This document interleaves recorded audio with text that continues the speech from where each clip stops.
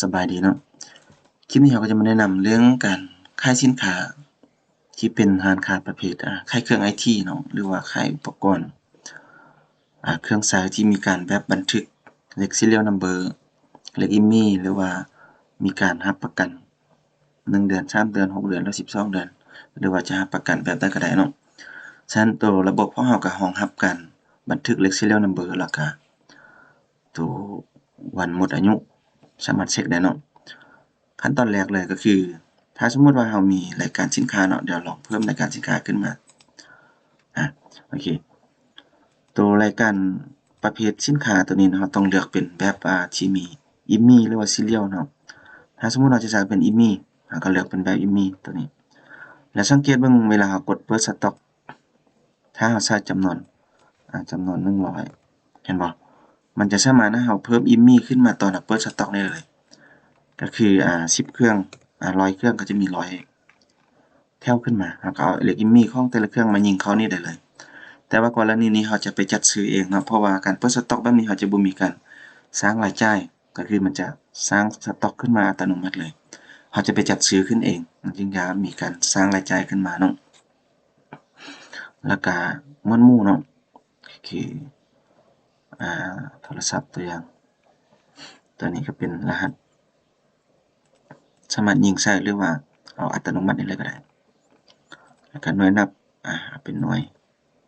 อันนี้แล้วก็การรับประกันนี่เราสามารถใช้ได้เลยว่าจะประกัน1ปีเนาะก็ใส่1ปีอันนี้แล้วก็สามารถเพิ่มงบได้ในนี้เราจะบ่เพิ่มเราจะกดตกลง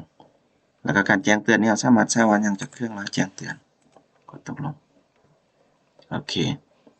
นี่เพจช่องเราขึ้นมาแล้วประเภทจะเป็นIMEI Product ก็คือเป็นสินค้าที่มีเลข IMEI บัดนี้เราจะลองไปจัดซื้อเนาะทำการจัดซื้อแล้วก็เพิ่มโอเคเข้ามาในเหลือผู้สนองตัวอย่างเป็นเทสเนาะผู้สนองสินค้าเนาะถ้าบ่มีเราก็สามารถเพิ่มได้อาจจะเป็นบริษัทใดที่เอาไปซื้อเครื่องมาขายเนาะแล้วก็เลือกสินค้าสามารถใช้เทส2เนาะยิง serial ยิงบาร์โคดหรือว่าค้นหาก็ได้เทส2บัดนี้เราจะซื้อเข้ามาจำนวนจักเครื่องสมมุติว่า10เครื่องเห็นบ่มันจะให้ใส่เลข serial 10เครื่องเลยตัวอย่างเลข serial ตัวนี้1 2 3นะครับตัวนี้เป็น1 2 3 4เห็นบ่1 2 3 4 5โอเคทีนี้เราจะลองซื้อไปแต่ประมาณ4เครื่องเนาะเราจะจัดซื้อเข้ามา4เครื่องครับเพิ่มเข้ามาแล้วก็ยิงเลข serial ได้เลยแล้วก็กดเพิ่มสักตาเห็นบ่หมายความว่าเรามีรายการเดียวแต่เราสามารถซื้อโทรศัพท์หรือว่าซื้อเครื่องคอมพิวเตอร์เข้ามาเป็นรายรายการเลยโดยที่บ่จำเป็นต้องไปเพิ่มหลายๆรายการเนาะทีนี้ก็จะเพิ่มราคาซื้อราคาหยังต่างๆขึ้นมาให้เราเนาะแล้วก็การจ่ายเราจะจ่ายเงินสดหรือเงินโอนเงินโอนโอเคจ่ายเท่าใดจ่ายทั้งหมดเลยบ่นี่อันนี้ทั้งหมดเราก็ใส่เข้าไป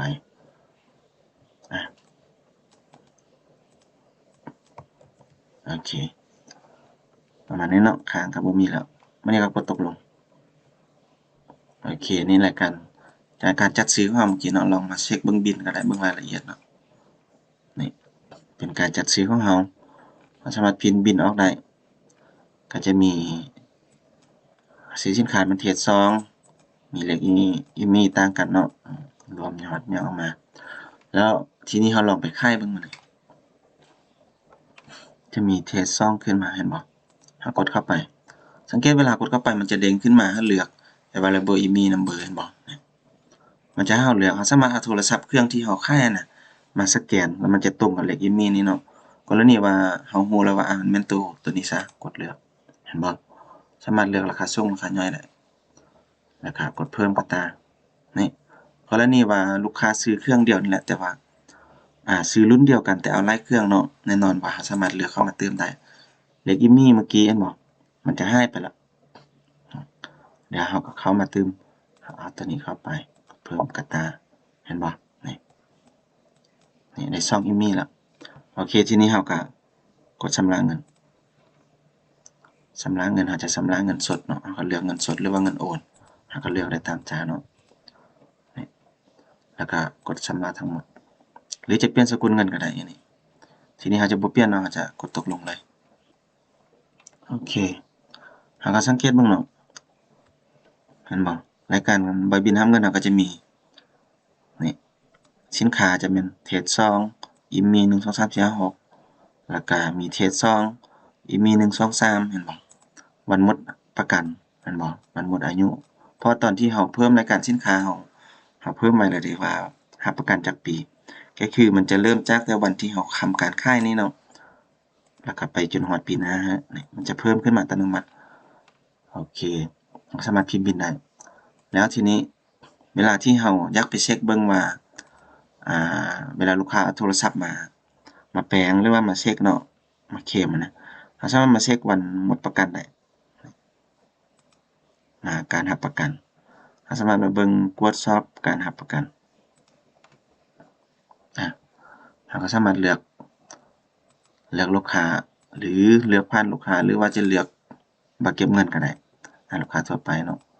นี่บัตรเก็บเงินเราก็เอาใบบิลของลูกค้านั้นมาสแกนสามารถมาสแกนได้เลยเนาะวันที่12เห็นบ่ตัวอย่างเนาะลองเช็คบิลเนี่ยบิลตัวนี้มันก็จะมีวันรับประกันสินค้าเห็นบ่นี่เราก็สามารถเช็คว่าavailable ก็คือยังอยู่เนาะวันหมดประกันยังบ่หมดเทื่อยังมีการรับประกันอยู่แบบนี้ก็กดซับง่ายๆเนาะแล้วนอกจากนั้นน่ะระบบนี้สำหรับหั้นที่เป็นเครื่อง IT เนาะเรายังสามารถขายสินค้าหรือว่าเพิ่มสินค้าแบบเป็นการบริการได้นอกจากสินค้าที่เราขายเป็นพวกอุปกรณ์เป็นพวกโทรศัพท์คอมพิวเตอร์พรินเตอร์แล้วเนาะเรายังมีการบริการอย่างเช่นว่าซ่อมแปลงเปลี่ยนอะไหล่หรือว่าบำรุงรักษาเนี่ยเราก็สามารถมาเพิ่มนี่ได้นี่เราก็มาเช็คเบิ่งตัวนี้แล้วเข้าเบิ่งรายการบริการตัวนี้ก็คือเราได้ทำการบริการไปแล้วอันบ่นี่ลูกค้าทั่วไปติดตั้ง Windows ราคา 15,000 กีบจำนวนค้างชำระ 15,000 กีบนี่บ่ได้จ่ายเทื่อสถานะได้รับแล้วถ้าว่าเราซ่อมแปลงแล้วจัดส่งแล้วสามารถมาอัปเดตนี้ได้เลยก็จะแจ้งมาเป็นจัดส่งแล้วสำเร็จตัวนี้ครับกรณีเราอยากสร้างมากก็กดเพิ่มบริการหรือกดอยู่นี่ก็ได้กดเพิ่มบริการก็ได้ลูกค้าเอาเปลี่ยนจอโทรศัพท์เนาะโทรศัพท์ iPhone 16 Pro Max เห็นบ่ตัวนี้ก็จะเป็นพวกรายการอะไรมานี่แหละรายการสินค้าที่เราจะเอามาเปลี่ยนเนาะมันจะมีแบบมีชื่อของมันสามารถเอาเข้ามาได้แล้วก็รายละเอียดปัญหาเนี่ยสามารถเขียนใส่ว่ามันเป็นนำหยังเนาะสามารถอธิบายได้แล้วก็ค่าบริการเท่าใดตัวอย่างว่า1,500,000จำนวนที่จ่ายนี่0ค้างชำระเท่านี้วันที่เรารับเครื่องเข้าวันที่12แล้วจะจัดส่งให้ลูกค้าวันที่หยังสมมุติว่าวันที่16จัดส่งลูกค้าอันบ่ลูกค้าทั่วไปบ่นี่แล้วก็พนักงานผู้รับแม่นไผสถานะได้รับแล้วบัญชีการชำระจะแม่นอันนี้เราก็สามารถเลือกว่าเงินสดแต่ว่าเรายังบ่ได้รับเท่าเนาะตกลงแบบนี้เห็นบ่เราก็จะได้ขึ้นมารายการนี้สามารถพิมพ์บิลให้ลูกค้าได้พิมพ์บิลโอเคนะเอาบิลตัวนี้ให้ลูกค้าพิมพ์ให้ลูกค้าเพื่อว่าลูกค้าจะได้เอาบิลตัวนี้กลับมารับเอาเครื่องเรา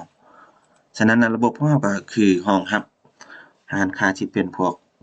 ขายเครื่องเกี่ยวกับอุปกรณ์ไอทีมีการบริการมีการซ่อมแปลงมีการรับประกันวันหมดอายุเนาะแล้วมีการใส่เลข serial number เวลาขายจะตัดสต็อกตามเลข serial number เลยบ่จำเป็นต้องมี10เครื่องต้องมา10เพิ่ม10รายการแบบนี้อันนี้มันจะสะดวกสบายเนาะแล้วก็นอกจากนั้นก็ยังมีฟีเจอร์หลายอย่างคือสามารถชำระได้หลายสกุลเงินสามารถขายสินค้าได้หลายประเภทหลายรูปแบบการใช้งานก็ง่ายนะการใช้งานก็ง่ายๆแบบนี้เนาะแล้วก็อินเทอร์เฟซหน้าการขายก็ง่ายๆแบบนี้เลยสามารถเลือกกดขายหรือว่ายิงบาร์โค้ดขายหรือว่าเลือกตามชื่อก็ได้เลือกตามหมวดหมู่ก็ได้แบบนี้